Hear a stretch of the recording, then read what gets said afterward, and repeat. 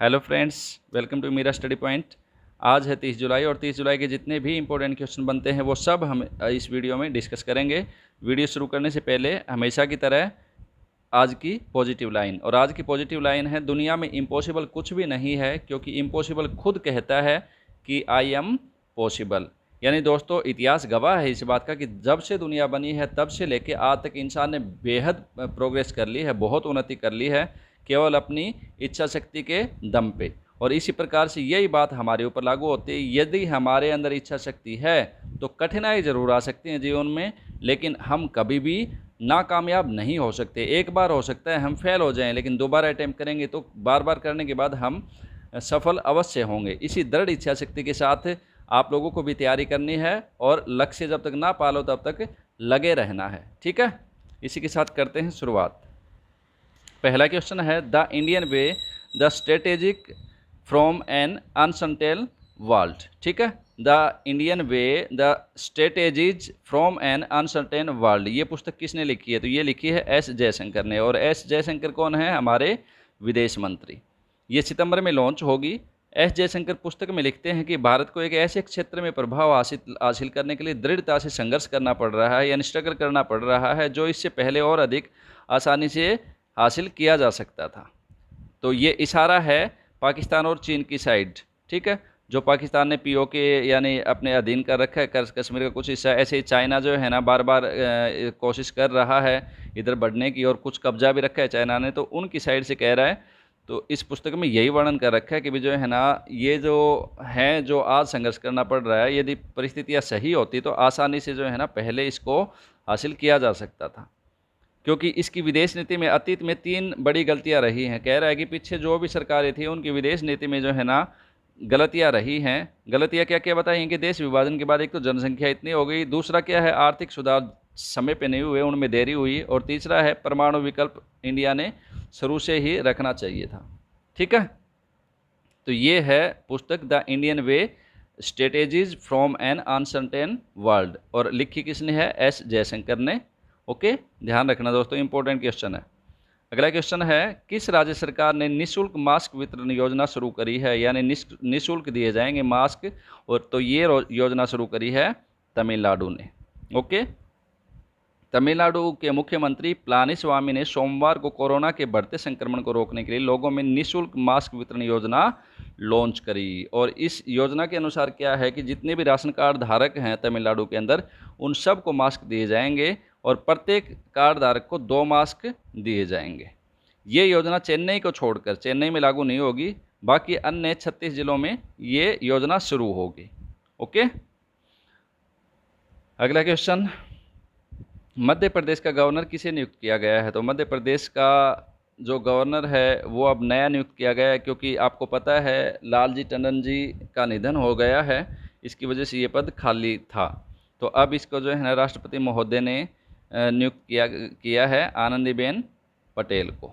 Okay friends, Anandiben Patel जो हैं वो उत्तर प्रदेश की भी गवर्नर हैं, और अब बन गई हैं मध्य प्रदेश की। तो 2 राज्यों की गवर्नर हो गई हैं अब आनंदीबेन पटेल।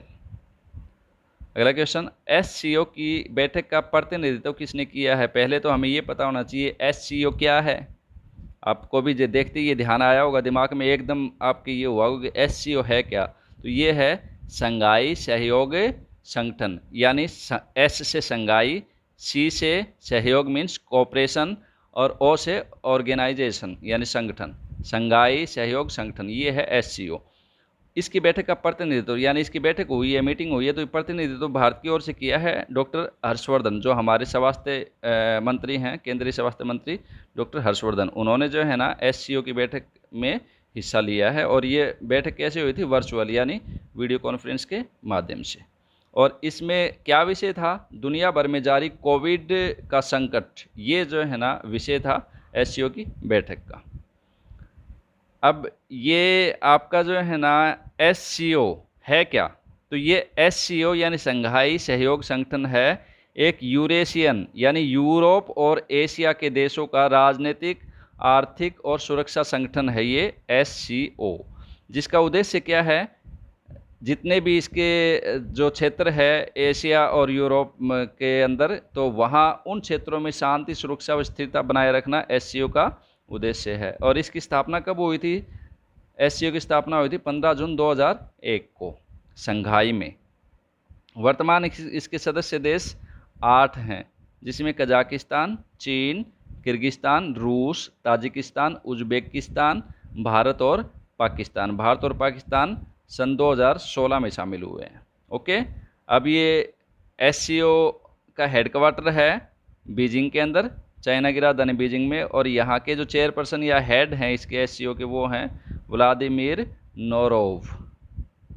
अगला क्वेश्चन, बांग्लादेश को कितने ब्रॉडगेज डीजल इंजन सौंपे हैं? यानी इंडिया ने बांग्लादेश को ब्रॉडगेज डीजल इंजन दिए हैं भारतीय रेलवे की साइड से, तो कितने हैं वो हैं 10। Okay, 10 broad gauge diesel engine Bangladesh को सौंपे गए हैं बांग्लादेश की रेलवे में हेल्प करने के लिए। और ये जो इनका उद्घाटन है वो कैसे हुआ है? वीडियो कॉन्फ्रेंस के जरिए ही इन ट्रेन इंजन को रवाना किया गया है। हरी झंडी दिखा के वीडियो कॉन्फ्रेंस के माध्यम से ये इंजन रवाना करे गए हैं। और ये हरी झंडी किसने दिखाई है? रेलवे मंत्री हमारे पीयूष गोयल और एस जयशंकर जो हमारे विदेश मंत्री हैं वो भी मौजूद थे। ओके, अब यहाँ जिक्र हुआ है ब्रॉडगेज का, तो ब्रॉडगेज का पता होना चाहिए। ये ब्रॉडगेज जो है यानी जो रेलवे पटरियाँ होती हैं उसके बीच में जो गैप होता है वो 1.6 मीटर का होता है ब्रॉडगेज के अंदर। ठीक है, 1.6 का गैप होता है ब्रॉडगेज में। और इसी प्रकार से पहले मीटर गेज हुआ करती, तो मीटर गेज में 1 मीटर का गैप हुआ करता है इन पटरियों के बीच में। ओके, तो अब कोई पूछ ले आपसे एग्जाम में, कई बार पूछते हैं कि मीटर गेज में कितना होता है? 1 मीटर का गैप हुआ करता है मीटर गेज जो रेलवे लाइन है उसमें, और ब्रॉड गेज के अंदर क्या है? 1.6 मीटर का गैप होता है ये लाइनों में।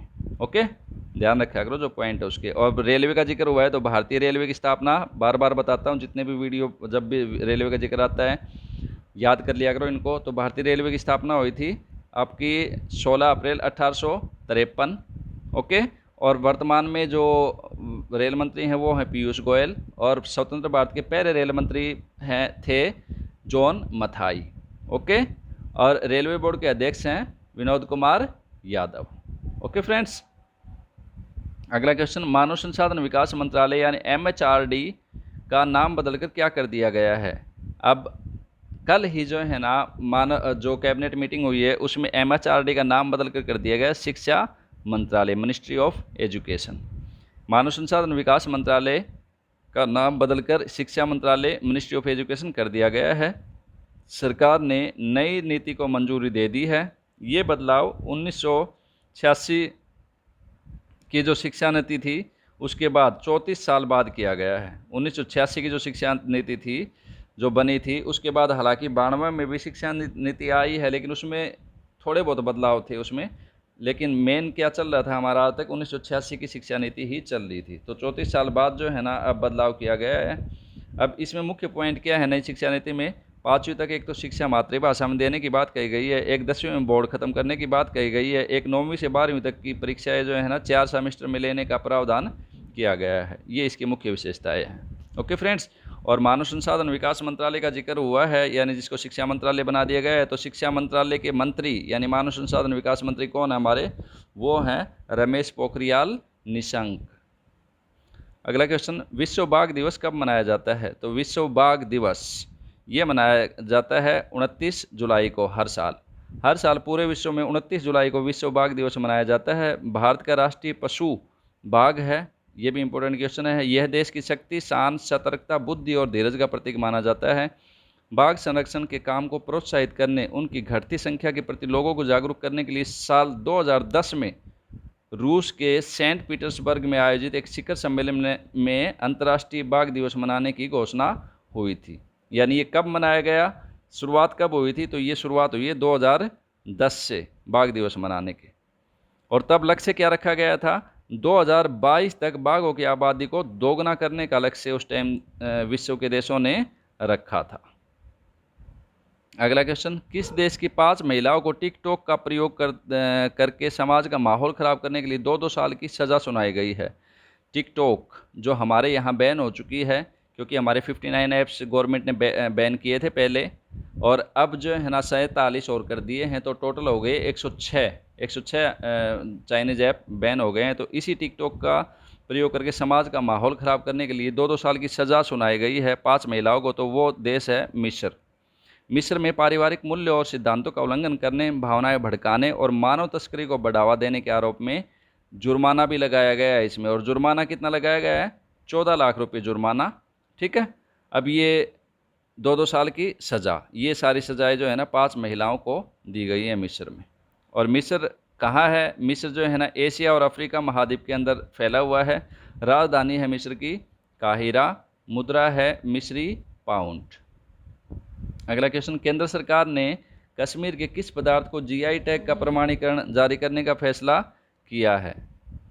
तो केंद्र सरकार ने कश्मीर के किस पदार्थ को जीआई टैग का प्रमाणीकरण जारी करने का फैसला किया है? तो वो जीआई टैग दिया जाएगा कश्मीर का जो केसर है उसको। ओके।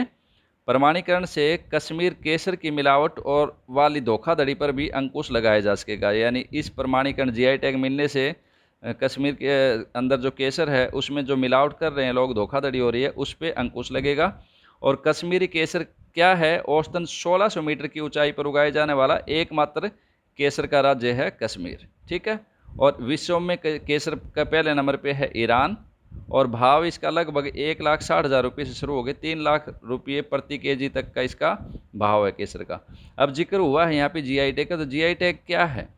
जीआई टैग, जी से मतलब जियोग्राफिकल, आई से मतलब इंडिकेशंस, ये इसकी फुल फॉर्म है, जियोग्राफिकल इंडिकेशंस टैग।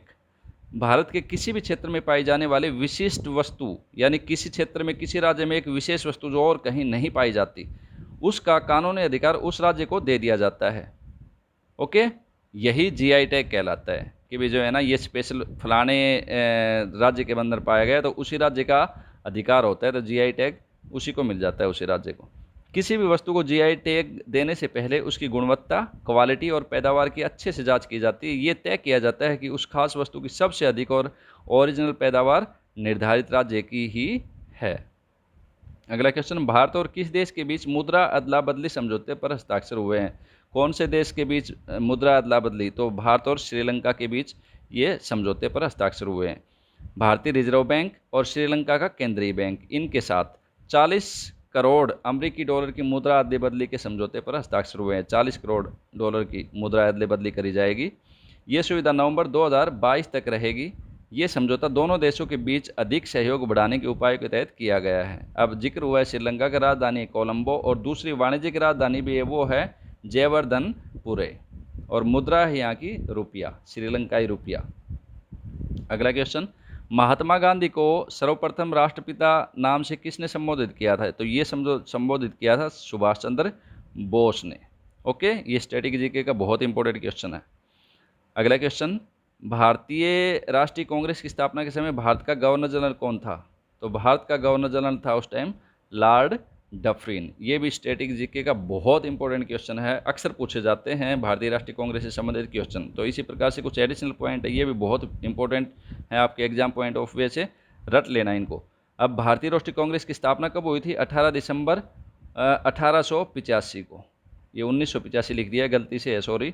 तो 18 दिसंबर 1885 को इसकी स्थापना हुई थी भारतीय राष्ट्रीय कांग्रेस की। एक तो क्वेश्चन ये बना।